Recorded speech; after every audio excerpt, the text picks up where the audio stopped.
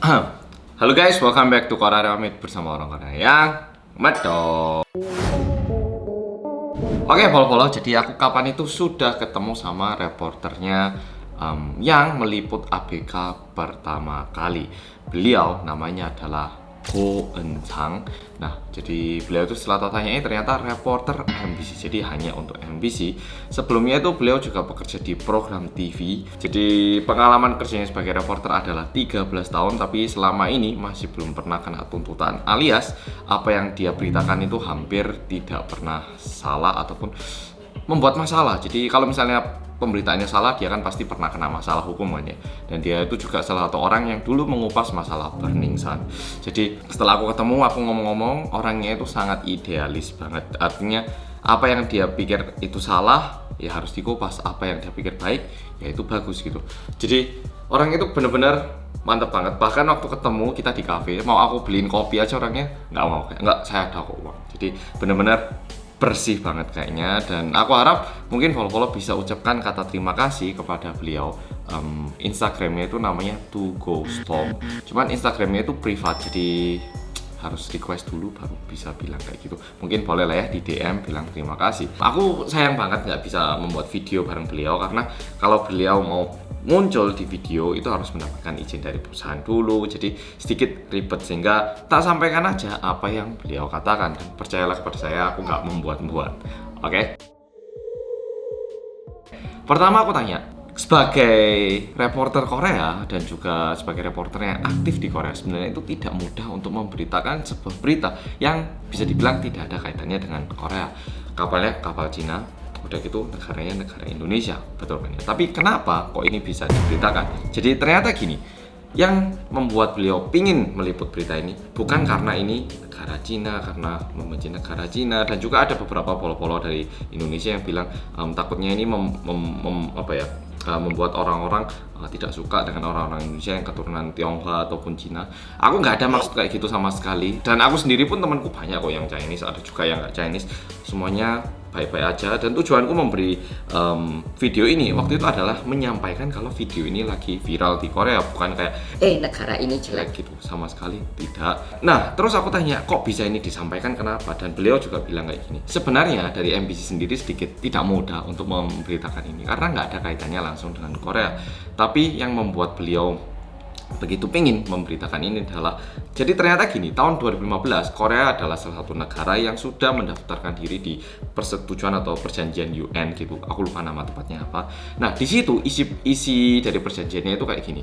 Kalau terjadi sebuah kriminal ataupun hal-hal seperti ini, pelanggaran hak asasi manusia, apalagi anak kecil, trafficking, ataupun hal-hal yang ilegal, pokoknya 3 hal yang terkena itu loh, obat-obatan, trafficking secara seksual, ataupun anak kecil, ataupun HAM gitu, itu nggak peduli siapa orangnya, dari negara mana. Kalau itu terjadi di teritorial negara kita, itu harus diinvestigasi. Artinya apa? Nggak peduli mereka ini orang mana, nggak peduli korbannya itu orang mana. Kalau ini terjadi di daerah kita itu harus membantu korban ini terbebaskan dari kriminal itu. Jangan sampai suatu hal yang tidak baik itu terjadi di Korea, tapi karena mereka itu bukan warga negara kita tidak melihat tujuan dari orang itu gitu. Korea yang udah tanda tangan ini, masa kita memilih untuk tutup mata sih? Itu nggak benar. Dan kebetulan aja yang menjadi masalah adalah kapal dari Cina kali ini. Terus aku tanya beliau, jujur aku merasa ini nggak mungkin cuma terjadi di kapal-kapal Cina. Pasti di negara lain pun ada yang terjadi, termasuk Korea ada kemungkinan ini terjadi.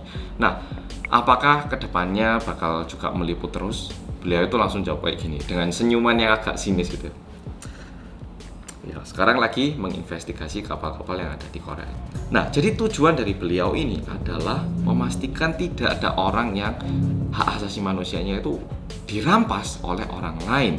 Itu loh yang menjadi inti dari berita itu, bukan negara Cina yang jelek atau gimana. Jadi beliau sekarang itu juga terus berusaha meyakinkan bahwa di Korea itu tidak terjadi lagi hal-hal seperti ini. Jadi beliau itu nawari, kalau lain kali waktu ada kapal lain yang terjadi di Korea, mau nggak langsung ke TKP bareng gitu. Waduh, aku langsung kayak ya boleh sih, cuman aku deg-degan gitu loh ya, karena tempatnya kayak apa aku kan juga nggak ngerti ya. Jadi tujuan dari beliau adalah siapapun itu, nggak masalah itu orang Indonesia ataupun misalnya korban kedepannya adalah orang Cina, orang manapun, jangan sampai hak asasi manusianya itu dirugikan oleh orang lain.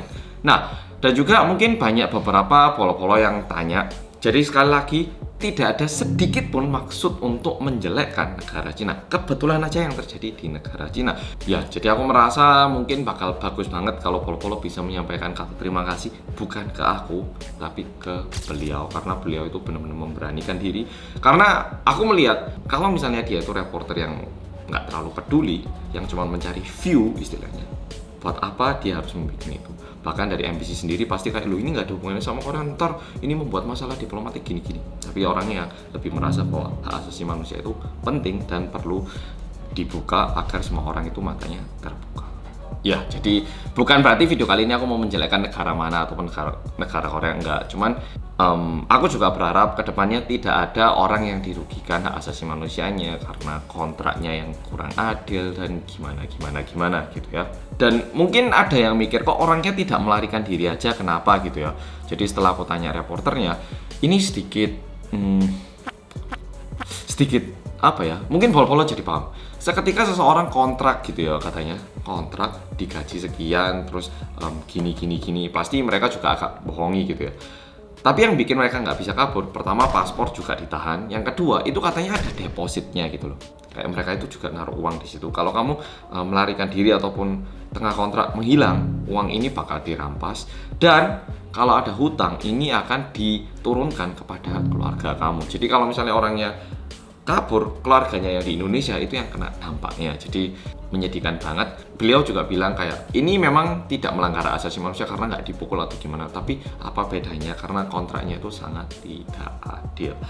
Oke polo-polo, jadi video kali ini kayak gitu. Semoga polo-polo jadi lebih paham maksud dari video itu. Ya karena video itu trending banget. Aku berharap kedepannya dimanapun itu, entah di Indonesia, di Korea, dimanapun, di bagian manapun di bumi ini, di belahan bumi dimanapun, pokoknya tidak ada orang yang hak asasi manusianya dirampas oleh orang lain ataupun dirugikan, karena siapapun itu adalah manusia, entah itu uangnya banyak, uangnya dikit, kekuasaannya banyak ataupun kekuasaannya dikit, ya kan? Ya Rek, jadi kayak gitu. Terima kasih sudah nonton video kali ini dan sampai jumpa di video lainnya.